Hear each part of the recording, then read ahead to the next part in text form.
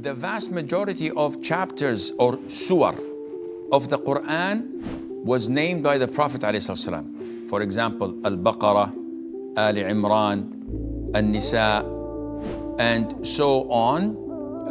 All of these were named by the Prophet himself ﷺ. Some surahs were named by the companions, and the name itself does not signify a lot because it's just a name. So Az-Zumar, or let's go to Al-Isra.